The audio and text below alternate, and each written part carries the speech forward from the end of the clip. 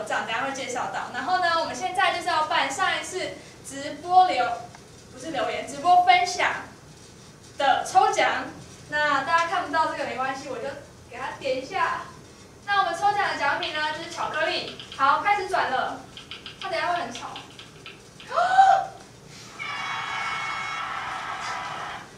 得奖者就是苏子瑜，大家有看到名字哦，恭喜苏子瑜同学，我们请你私讯留言，然后呢，我们会请你到我们的办公室拿巧克力。那恭喜你得奖，大家踊跃分享。那我们下次会继续抽不同的奖品，请大家敬请期待，谢谢，拜拜。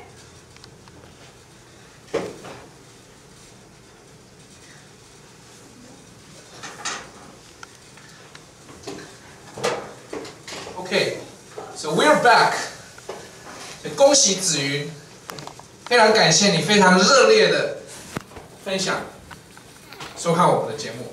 Okay, so let's continue with London. Hopefully, we'll get to Oxford. There's just so much to talk about. You could spend a lot of time talking about London, but let's do our best. So, like I said. I love Harry Potter. It is a childhood memory for me. Reading, watching the films, watching the cast grow up. It is my generation's iconic work of pop culture, I believe, and definitely an important work of children's and young teens literature. So, of course, I had to visit the Leavesden Studios. Now this is not the same as going to Universal Studios where there's a theme park. This is where they filmed the movies, where they actually filmed the movies. And so there are some photos, not too many because we don't have a lot of time. But I want to show you a few photos that I really like. And this over here is the Great Hall. You could turn over to see this, thank you. This is the Great Hall. Now, isn't it cool? But actually it is just plaster, but the floors are real. And you can tell that this is a movie studio because look at the ceiling. The ceiling is not real, right? The ceiling is CGI because it's meant to be enchanted to look like the sky outside of Hogwarts Castle.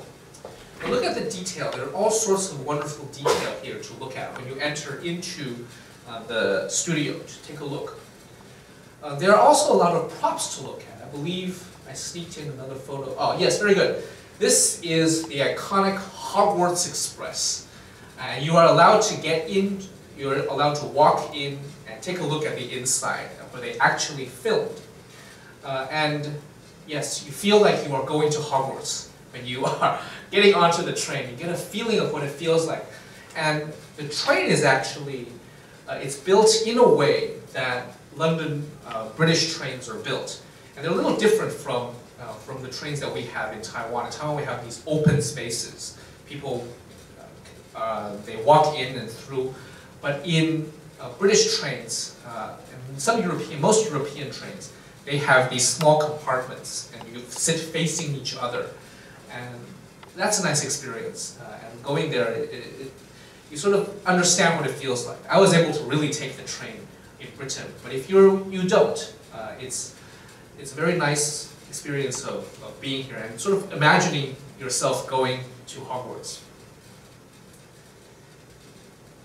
So many photos of me. Yes, and here I am getting onto platform 9 3/4. This is the same place.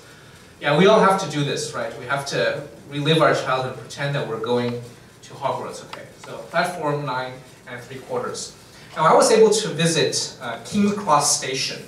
And I was actually able to get a real ticket. This is a golden ticket. It says, London to Hogwarts for one-way travel, platform 9 3/4.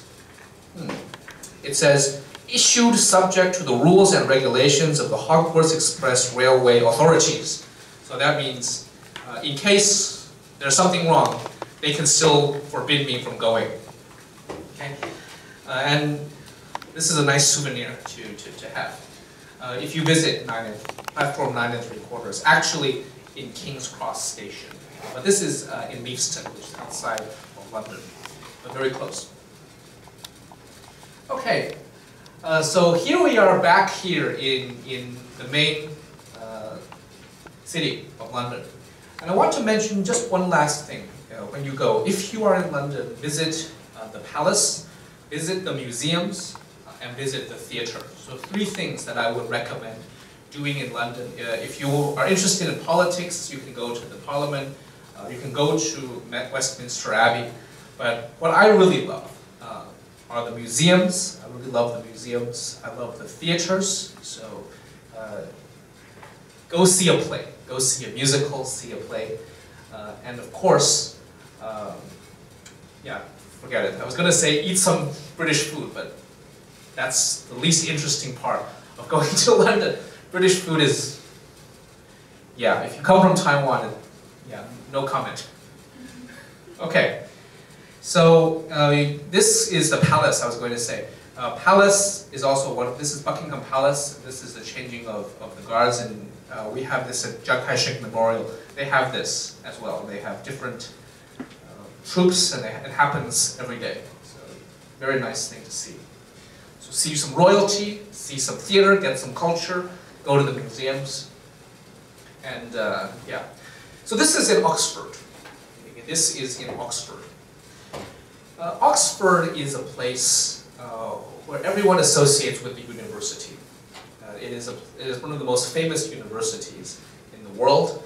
But I was interested not in the university, but in this tree right here. This is called a courtyard. Does anyone in the audience recognize this tree? Apparently, someone was turned into a ferret under this tree in a film called Harry Potter and the Goblet of Fire. So in the film version, this is the courtyard where they shot the film. There is a scene where Professor Moody changes Draco Malfoy into a ferret, and it was shot right here under this tree. If you go back to watch the film, someone in the cast knows what I'm talking about, the crew knows what I'm talking about. And it's right there for anyone to walk into and to take a look. And it feels wonderful being there. And Hogwarts is like this. It's meant to be like this. It's boarding school. And so they filmed here as well, along the corridors. They walked along the corridors. And so when you are walking here, you feel a little British. You feel like you are in a British university. And that's very nice. I think being immersed in the culture, this is a feeling that I had going to Oxford.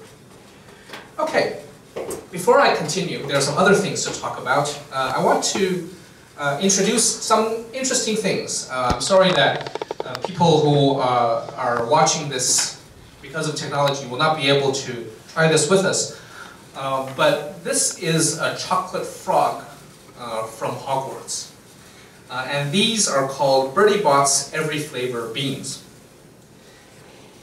Yeah, these are, again, something that started from the imagination of an author, but became actual reality. Okay, so if you go to London, this is considered a wonderful souvenir to buy. And you can all have a chance to try this if you have a chance to go to London. Okay. Are there any questions? I would be happy to answer a couple questions. If there are not too many, let's see if we can cover everyone. A question from Sijing. Sijing, hello. Thank you very much for watching. She asks, is that difficult to understand some of the British accents? The British accent, if you, let's get a little technical. If you take the TOEIC test, if you take the IELTS, you have to understand the British accent. It's very important. I would say that it's a matter of experience. Practice listening to the British accent, and you will be able to understand. For the most part, I didn't have too big of a problem, but I know that some people don't like listening to the British accent. And also some people don't really, they don't feel comfortable having an American accent in Britain because Brits, okay, anyway, just let's put it like that. But I will say this, a very good question about language is when you are in London, you feel like you are in multicultural society. So you don't feel like you are minority. When I was in Germany, I felt like I was minority, but not in London. Not so much in Oxford either, because it's a very touristy place. But the further south you go, if you go, like for instance, to Exeter, then you feel a little bit more minority. And that makes someone like me a little bit more self-conscious. But if it's something to do with the words they use, because you simply don't understand the words, the vocabulary, just ask. Most of the time it's something specific. Maybe it's part of the dialect that you don't understand. That didn't happen to me because I was just a tourist. But if you go there and study, maybe that's something you'll want to do. Okay? So Siji, thank you for your question. Hope that answers your question. Is there another? Okay. Yeah, from Huang Yukai. Yukai, thank you for watching, Yukai. He asks, what is the difference between British soldier and Taiwanese gendarmerie? Oh, I see. What is the difference? That is a very interesting question that I had not thought about previously. Let's see. First of all, traditionally, my understanding of the changing of the guards is that they take turns. So sometimes it's the army, sometimes it's the navy, sometimes it's the air force. It's not always the 宪兵队. So there are different armies, that they take turns doing this, performing this celebration of the changing of the guards. Differences. I think normally when we see this ceremony in Taiwan, it's normally just a few guards, right? Maybe less than 8 at the same time. Less than 10, definitely, appearing at the same time. But somehow they managed to get a whole crew here, and it's a little bit more powerful. It feels like a band. Let's put it that way. They play music, but in the changing of the guards at Chiang Kai-shek Memorial Hall, it's very solemn, right? It's considered a very sacred place, as a very serious place. But here it's a little bit more fun. It's a little bit more like a celebration. They walk on the street. They have horses, and you can follow them, or you can go beside them taking photos. It's more exciting. So I hope that answers your question. Yukai, is that right? I hope that answers your question. I'm not quite sure what you mean, but I hope that's what you mean. Okay? Okay. Any others? Is the weather the same as Taiwan? Is the weather the same as Taiwan? Well, I went to London twice. The first time, it was in April. The second time was in June. Therefore, I didn't experience the winter time. And I believe that in London it snows. In Britain, it's a place that snows because it's further north, even in Germany. It snows in Germany. So I believe that the weather is not so similar. This is my experience. It's certainly not as hot in Europe when I was in Britain. So imagine June in Taiwan. Can you imagine June in Taiwan? I remember there was something interesting. I remember going from Germany down to Italy and thinking it was really, really hot. But therefore, actually it's not so hot considered to Taiwan. So the weather is not really the same. It rains a lot. In Taipei, I think we're very used to rain. And it rained a lot when I was in Britain. And I guess that's one similarity, that you're used to the rain. See these shoes I'm wearing? These black shoes? I bought these in Germany. let's see if we can turn this over. These shoes are waterproof shoes because you need to have really nice waterproof shoes to walk in the snow.